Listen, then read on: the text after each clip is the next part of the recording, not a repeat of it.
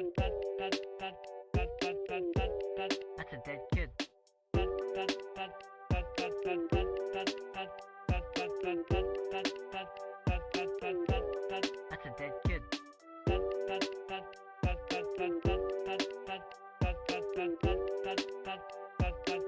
dead kid. Dead, dead, dead. That's a kid. Dead, dead, dead. That's a kid. Dead, dead, dead. That's a kid. Dead, dead, dead. That's a kid. Dead, dead, dead. That's a kid. Dead, dead, dead. That's a kid. Dead, dead, dead. That's a kid. Dead, dead, dead.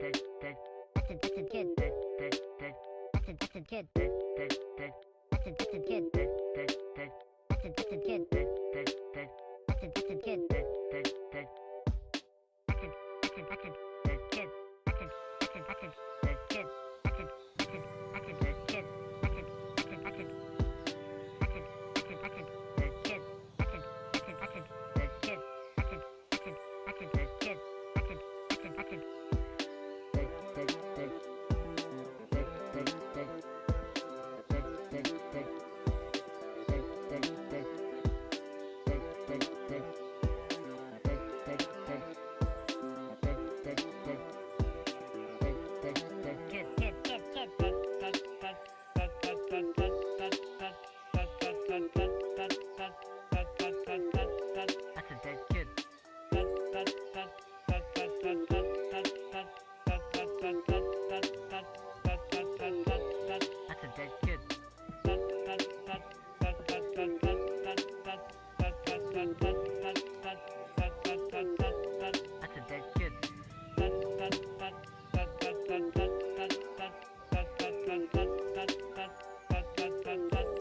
That's a dead kid.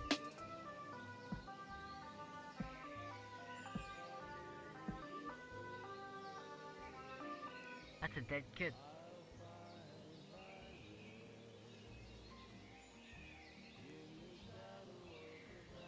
あんた本当にバカですね。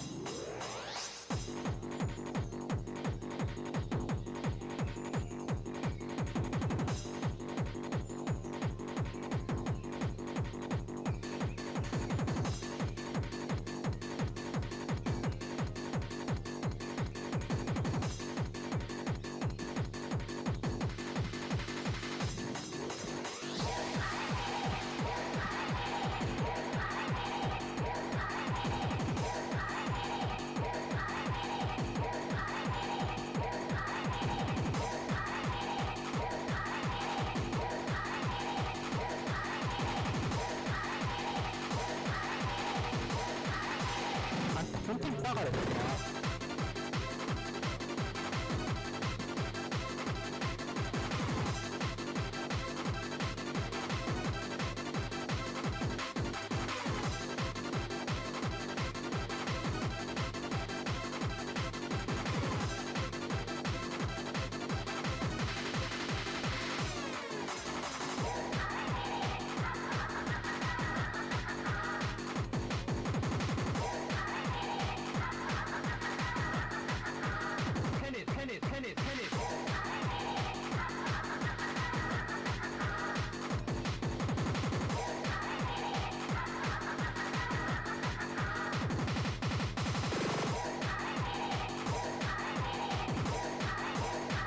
本当にバカですね。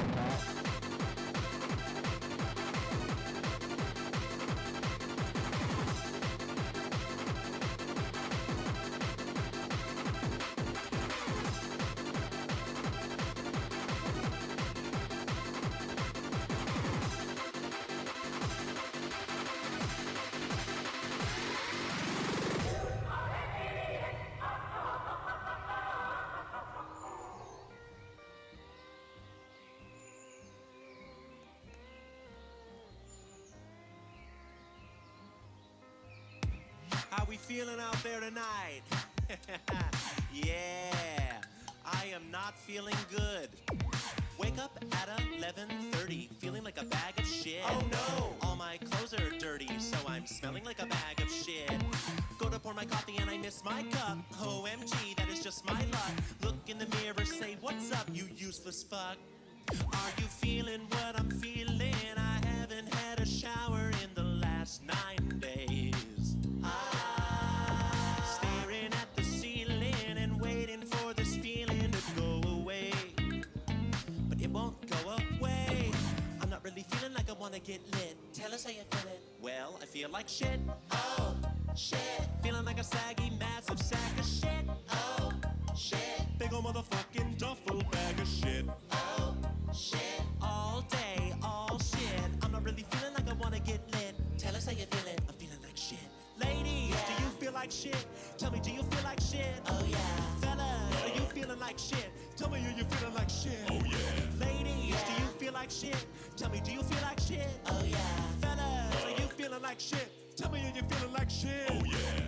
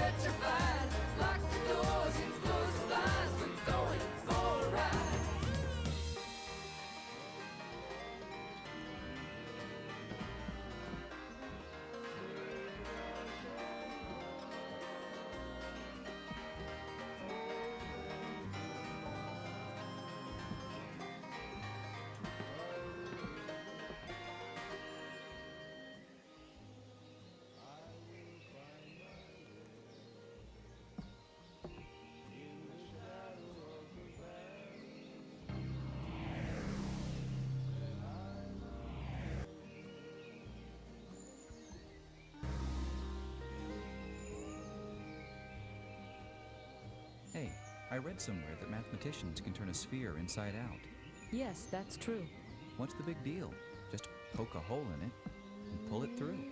Sure, but the point is to do it without making a hole. But then it seems impossible. You're right. You cannot do it with an ordinary sphere, like a basketball. You have to understand the rules of the game. This sphere is made of an abstract elastic material that can stretch and bend and pass through itself. But you cannot rip or puncture this material without destroying it, and you cannot crease it or bend it sharply. If the surface can pass through itself, what's the problem? Do you think allowing self-intersections makes it easy? Try it. I'll push the two halves right through each other. Be careful. What about that ring around the equator? Remember, you mustn't tear or crease it. Let me try again. That's no good either. You're pinching it infinitely tight. But then there's no way. It's impossible. You'd have to...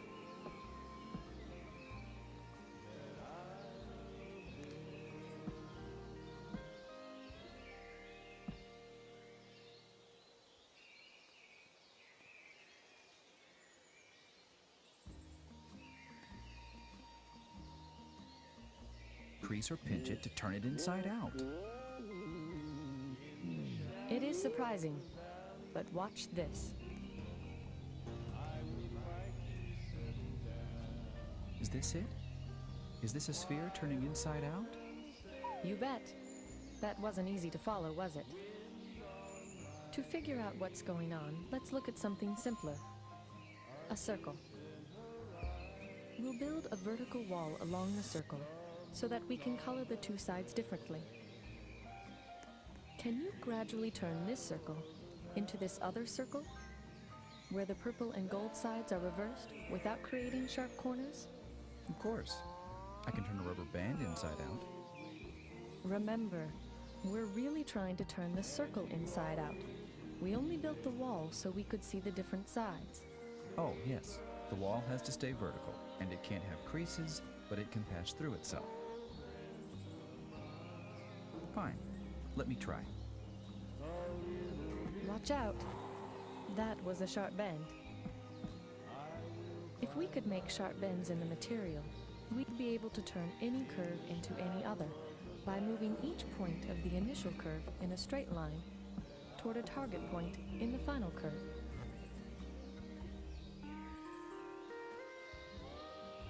But I can avoid corners altogether by making a loop smaller and smaller. That's an interesting idea, but pulling a loop tight is not really a gradual change. It's like having a corner in disguise, so it's against the rules. Well, if you can't have corners, and you can't pull loops tight, I think it's impossible to turn the circle inside out. Yes, you're right. Wait a minute. Am I supposed to believe that you can turn a sphere inside out, but not a circle? Yes. There is something fundamental about curves that would have to change if you were to turn a circle inside out. And that something cannot change under our allowed motions. And what's that? I'll explain. Imagine a monorail atop the wall. Now, the rule about monorail traffic is that the car only travels forward and it always keeps the purple wall on its right. We'll use a diagram to monitor the car's direction. On this track, the car is always turning left. As it goes around the circle once, it makes one full turn toward the left. On a more complicated track, the car might sometimes be turning left, and sometimes right. But the net amount of turning after one complete circuit is always some number of full turns in one direction or the other. The number of full turns it makes toward the left is called the curve's turning number.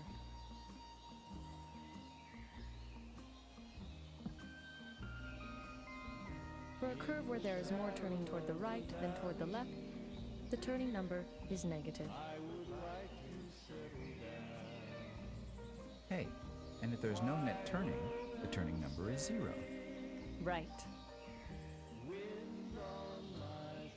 I had a hard time following the net turning for this winding track. That's natural, but there's another way to get the right answer. Find the spots where you're traveling in a particular direction, like due east. Let's see. Since we're looking from the south, that would be wherever the monorail is going toward our right, where we see the purple wall face on. Exactly. At some of these points, the track is curving away from us. Viewed from here, it looks like a smile. At these places, the car would be turning left. At others, the track looks like a frown. Curving toward us, at these points, the car would...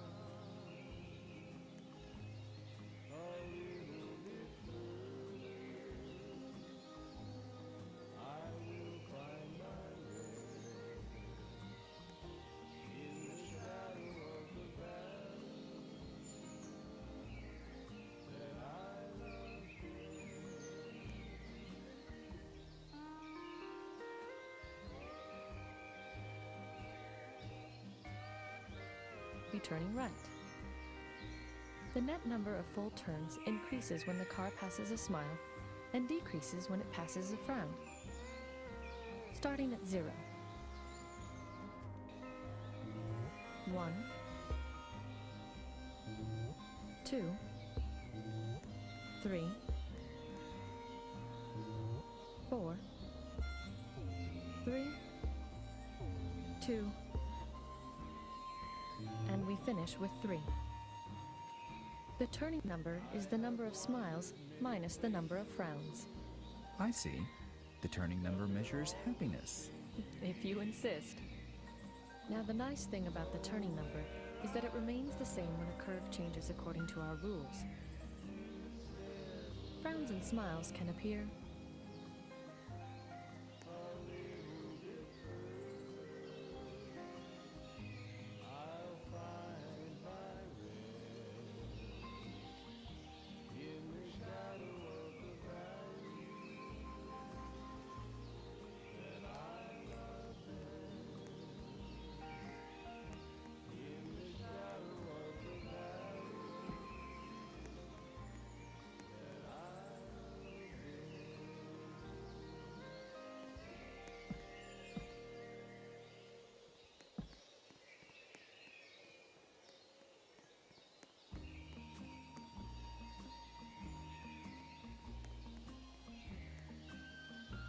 or disappear, but only in pairs that balance out. The number of smiles minus the number of frowns never changes. So a curve can only turn into another curve with the same turning number. Right. The turning number is the fundamental property I mentioned before. Now what?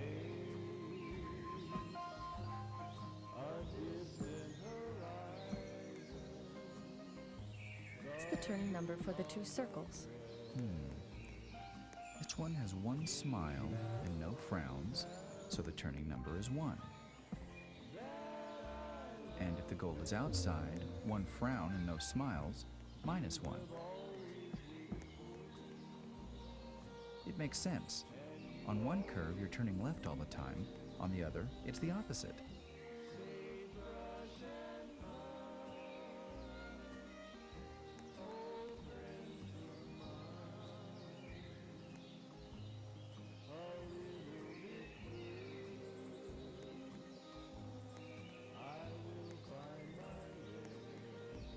Good.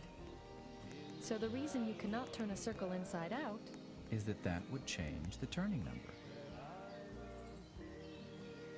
But wait, doesn't the same argument prove that you can't turn a sphere inside out? This sphere has a 3-dimensional smile.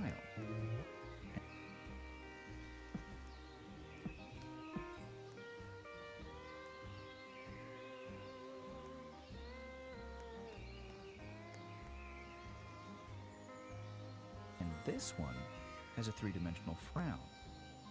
So they have different turning numbers. Not quite. Your analogy is good, but to make it complete, we must look at a general surface and consider all the points where it is horizontal and gold is on top. We'll draw horizontal stripes to make these points easier to locate. Smiles are like bowls, curving up. Frowns are like domes, curving down. But there are other points where the surface is horizontal that are neither bowls nor domes. They are saddles and look like smiles from one direction and frowns from another. Near a bowl or a dome, the horizontal stripes form rings. Near a saddle, they form an X.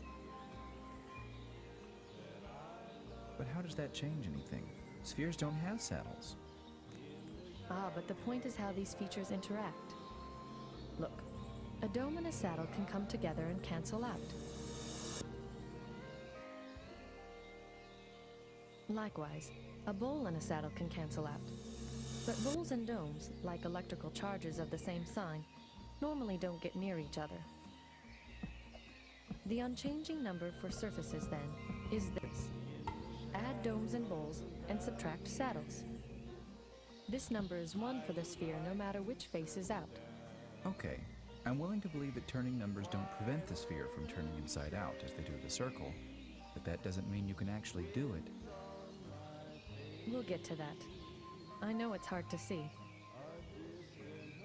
Steve Smale proved it was possible in theory in 1957, but it took 7 years before Arnold Shapiro found a practical way to do it.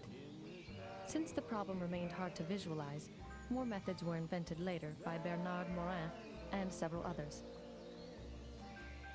I'll show you Bill Thurston's method, invented in 1974. Let's go back to curves for a bit. Remember that this circle can only be changed into curves of turning number 1. Still not allowing sharp corners, right? Of course. Now, can the circle be turned into any curve of turning number 1? Say, this one? Let's see. I'll try to go backwards from this curve to the circle. I think I got it. There. Excellent. Now try this one. I'll undo this loop first and push this fold back. Here. Here we go. Very good. And this one? Whoa. You're not going to ask me to do every single curve of turning number 1, are you? Of course not. What we need is a general method. Do you remember the simple way to transform one curve to another when sharp bends are allowed? Yes. You just go straight from one to the other. That's the one.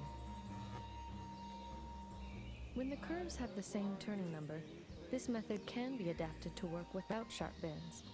The trick is to add waves to the curve. Can we do it on a simpler one? Sure. We start by marking small pieces of the curve that will serve as guides for the transformation. We'll concentrate on these segments now. We move the centers of the guide segments straight toward their final destinations on the circle, without any rotation. Next, we rotate the guides so that they are lined up with the circle. Okay, what about the parts in between? That's where the waviness comes in. We make the connecting segments between adjacent guides bulge out into corrugations. This allows the segments to move freely around each other as long as they remain more or less parallel. Oh, I see. The guides can move around without creating sharp bends. Correct. Here is the transformation of the whole curve. The original curve in blue develops sharp corners, but the wavy curve is springy enough to remain smooth throughout. We have to keep adjacent guides roughly parallel as we rotate them to align with the circle. This is possible as long as the turning number of the original curve is 1. Why can't we align the guides if the turning number isn't 1? Watch what happens when we try to turn a figure 8 into a circle.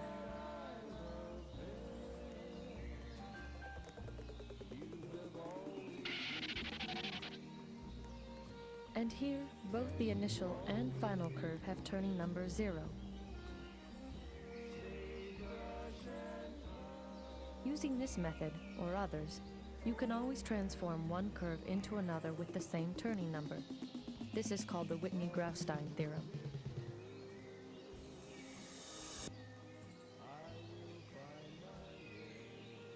And what does this have to do with the sphere? A lot.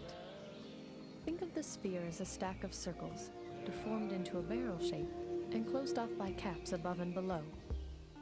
Just as we made our curves more pliable by dividing them into guide segments connected by waves, we divide the barrel into guide strips that alternate with wavy strips. The waviness dies out at the top and bottom, so as to match the caps. This is going to get complicated. Then for now, let's look at a single guide strip along with the caps. Start by pushing the two caps past each other. Before, when I pushed the poles through, it made a crease. Stop before the crease, when the guide has a loop in the middle.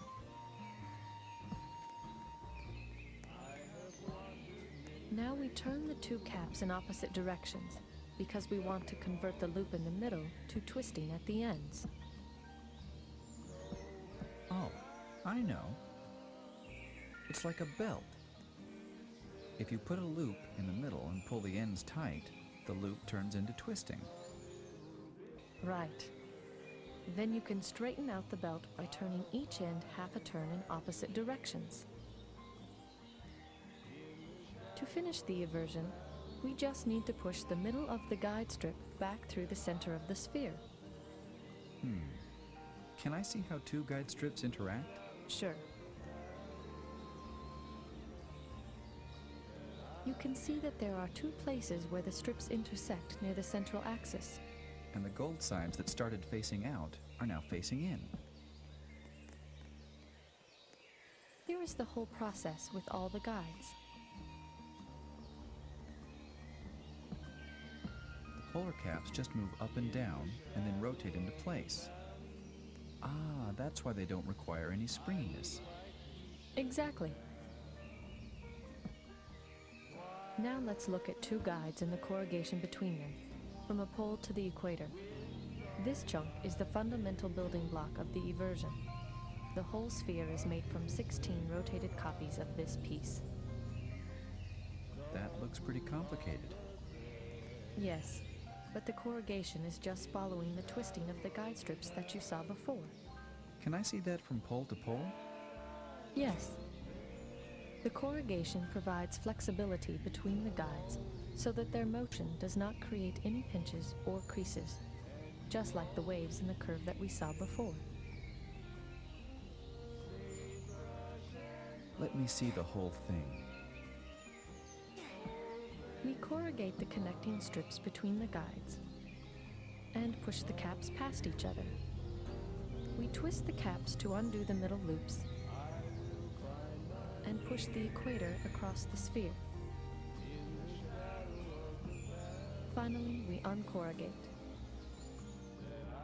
I still don't understand. Is there some other way to look at this? Okay, we'll divide the sphere into thin horizontal ribbons. We'll look at one ribbon at a time. You can see the North Pole push down into the south. A ribbon near the pole is rather tame. The guide segments keep their position relative to one another, and the corrugations never get very deep.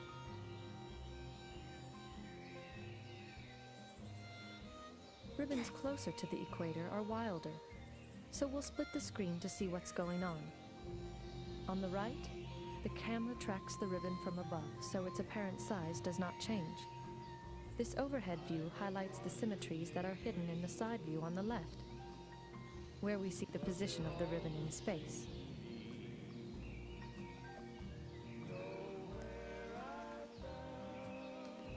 At the equator, the ribbon just twists and doesn't move up or down. Wait a minute. This ribbon looks just like the wall under the monorail, and it's turning inside out. You had finally convinced me that that was impossible. I'll play that again. Remember that our walls represented circles and had to stay vertical. But here the ribbon can twist around in space because it's part of a sphere. Another way to understand the eversion is to progressively build up the surface of the sphere at a few important stages. This is the corrugation phase. Now we've just pushed the caps through each other. This is the middle of the twisting phase. We can see the complex activity at the equator. At the end of the twisting phase, the corrugations have nearly become figure eights. Here, we're in the middle of pushing horizontally through the center of the sphere. Finally, we show the uncorrugation phase. The sphere is now entirely purple. Wow. I think I'm ready to see the whole thing again. Here goes.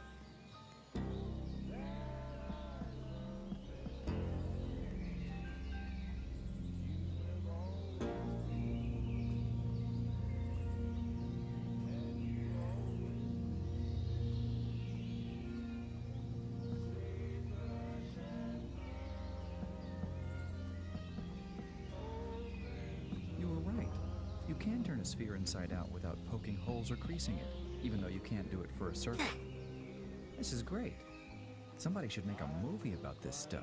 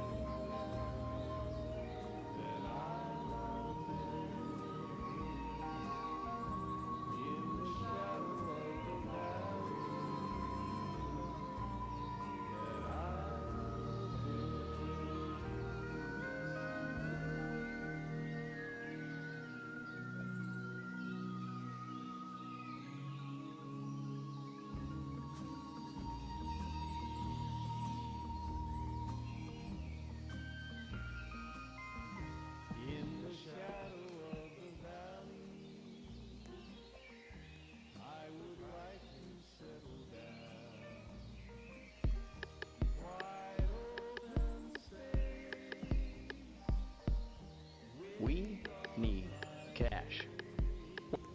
What happened to our stash?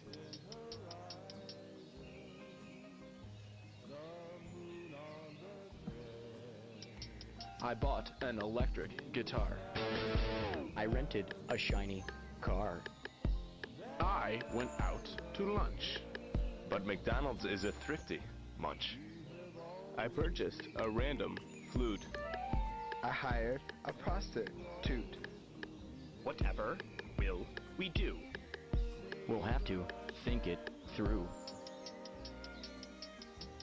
I know I will start to sell my body parts. A kidney or a lung, my liver or my tongue. I'll distribute them in jars to people driving cars. I have a better plan. I'll marry a wealthy man. Wouldn't that make you gay? Not necessarily. That would be okay. What? I'll sleep in a separate bed, and I'll refrain from giving kisses. We'll be happy for a while. I'll try to comply to his style and keep his mansion clean. Then I'll kill him and inherit his green. Break it down.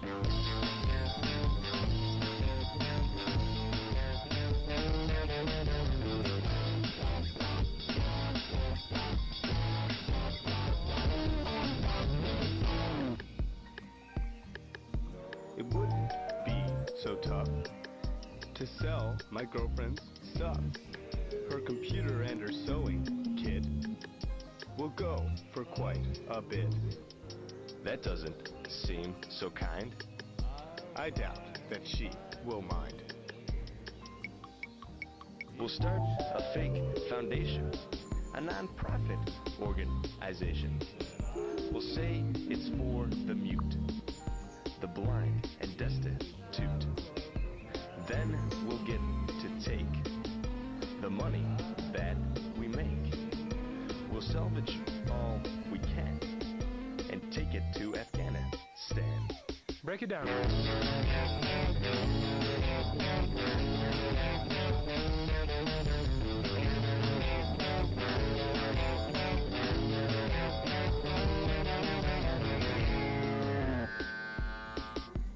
Ninjas are totally sweet, so light and nimble on their feet. So good at being bad. I wish I had a ninja for a dad. Put your money in the cup, or this assassin will cut you up. Do not attempt to mess with me. I met a guy who met Bruce Lee. Mothers, cousins, nieces, brothers, neighbors, doctors, ex-boyfriends, dog. It won't be hard at all, making money with a crystal ball. According to the tarot cards, your body will be torn to shards. The pieces spread around, your mangled carcass never found. That's all I'll have to say, and then they'll have to pay.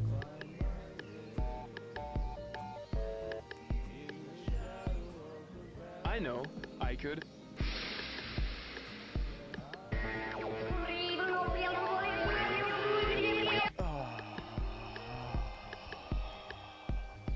Break it down.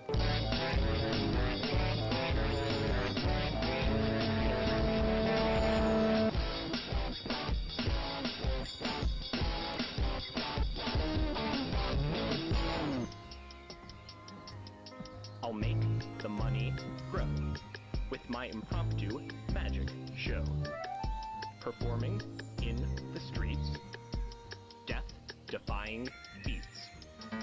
People would shriek and shout, but that's what magic is all about.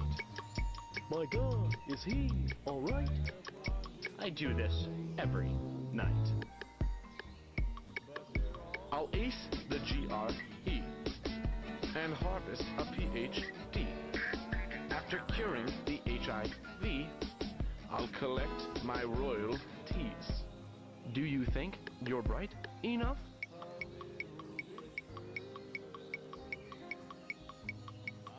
Let's get his girlfriend's stuff. Break it down.